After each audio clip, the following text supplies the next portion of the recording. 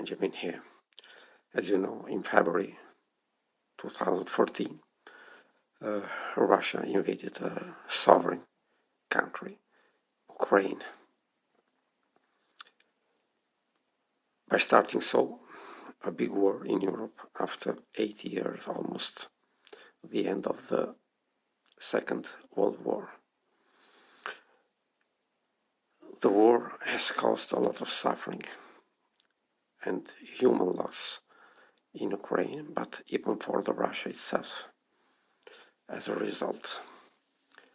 But today we have some very exciting news coming from Russia. As you know, a big player in the military campaign of Russia has been Yevgeny Prigozhin and its military mercenaries.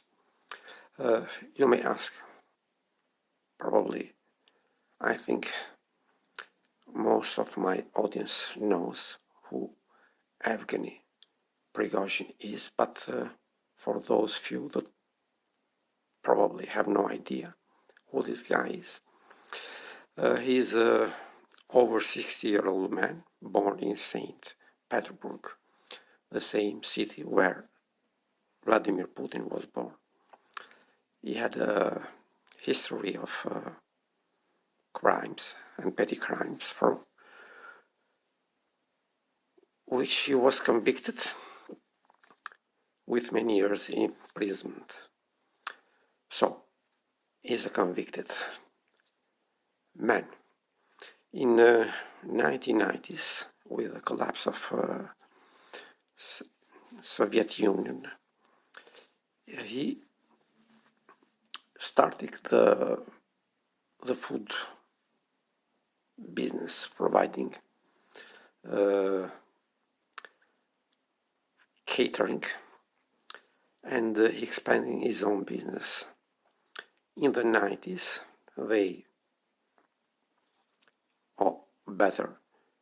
Prigozhin, I don't know, in one way or another one, got in touch with Vladimir Putin. And possibly there was a kind of mutual sympathy between them. So he's been providing Putin with the food from his catering company. He was a shrewd businessman,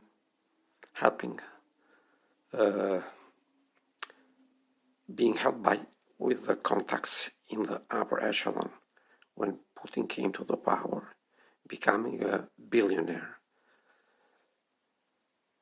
In 2014, he created a private militia called Wagner.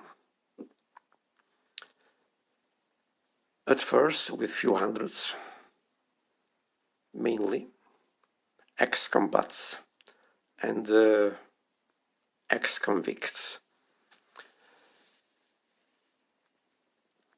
In 2014, with events happening in Libya, and a few years later in Syria as well,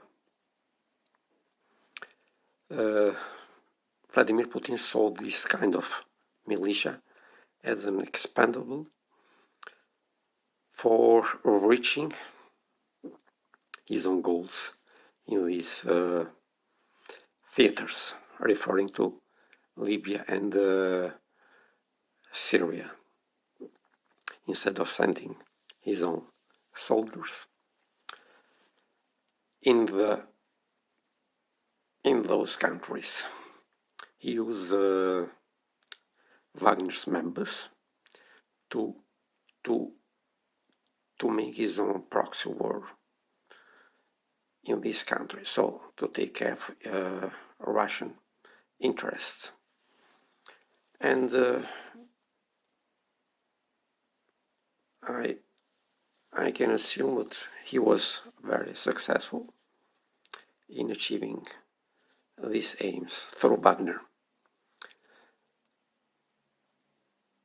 When the war started, the shortcomings of Russian military were evident, even within Russia. So they asked for help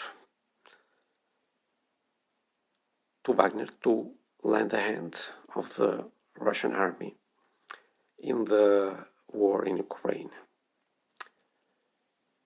They accepted and started to send their own militia. But the scope of the invasion was so large that those few initial members of Wagner militia weren't enough to sustain or to give important aid to the Russian military. So therefore, in the summer of the last year, Prigozhin started to hire people from the prisons. They had to sign a paper according to which, if they were alive after 6 months of combat in Ukraine, if they wished, they could get back to the freedom and to the previous life.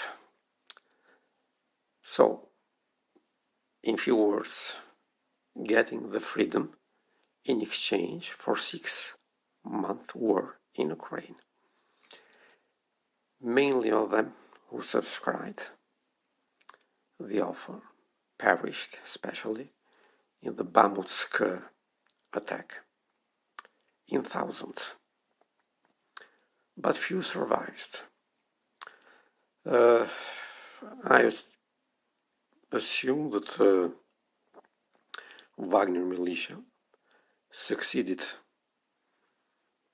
to get Bakhmut after 10 months of intense combat, but at a huge price. If I am supposed to set a number, what were the losses of Wagner in the Bamutsk war theater? I would say from 30 to 50% of their own effectives. During the war in Ukraine, has been noted the desire of this Prigozhin to set himself center stage, criticizing the military of the Russia for incompetence, short-sighting, and causing huge losses to the military, to the Russian military, through their own incompetence. And this sort of debate grew hotter and hotter. And after the Wagner forces achieved to capture Bakhmut, he declared to retreat and to lick his wounds, quoting his own words. At the beginning of this month, and he kept the promise. He retreated the forces from Bakhmut, and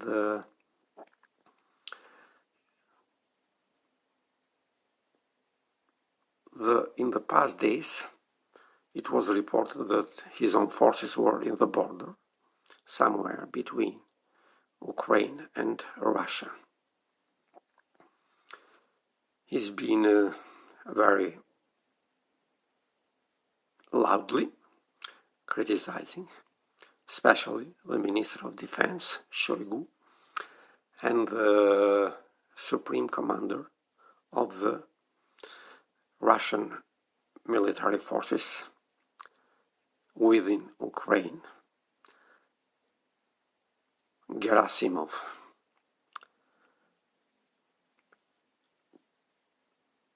A few days ago, the Ministry of Defense proclaimed order being promoted by Vladimir Putin to reorganize this militia within the military defense forces, which was saw by Prigozhin as a try to take his authority from the militia he created, has tried to put him aside of the military stage, and didn't go down well with him. And the thing boiled over quite suddenly yesterday when Prigozhin gave a sort of ultimatum to the Ministry of Defense that either they come to meet him personally near Rostov, where his headquarters were, otherwise he's going to talk to them right away into Moscow. And he was swift to keep his promise. He mobilized his forces and put them on the move.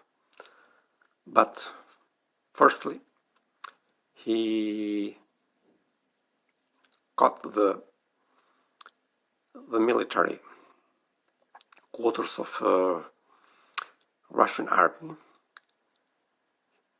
situated in Rostov-on-Don, which is a big Russian city near to the Ukraine border.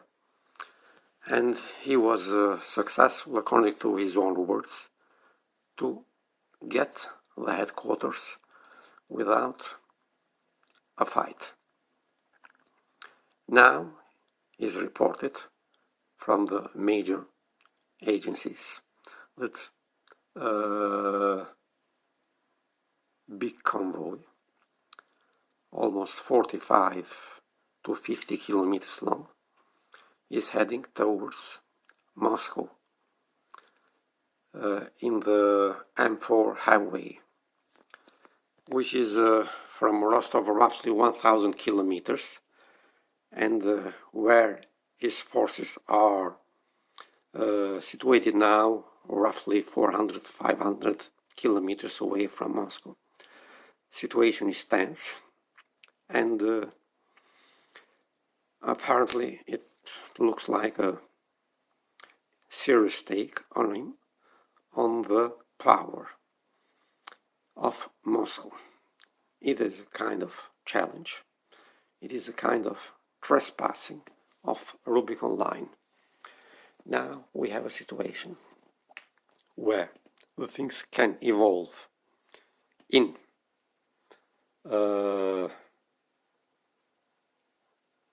simple takeaway in the leadership of the Ministry of Defense.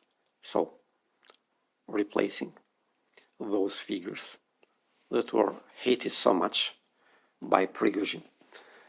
I'm referring to the Minister of Defense and his Commander-in-Chief, Gerasimov, as version A. Version B, a civil war within Russia is quite possible in this scenario. It means a war of Wagner forces with the Russian army. But this thing plays in favor of Prigozhin, in my view, because the main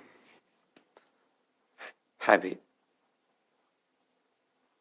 battalions, so the main core of the Russian army, actually is on Ukrainian soil,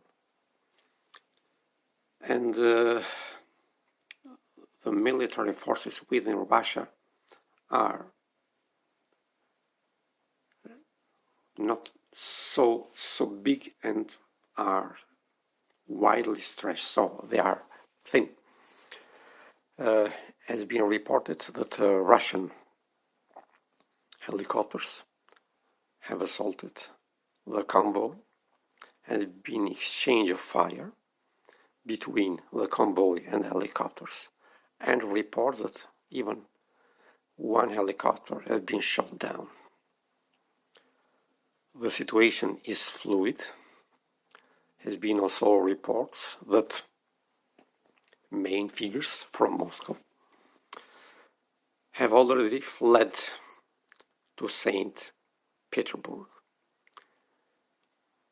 possibly including Vladimir Putin himself, because his own presidential plane has been spotted in the St. Petersburg airport. So there's a chance that Putin is there. But maybe this is a kind of diversion. And actually Putin is hidden, I don't know, in some kind of military bunker for the time being. And the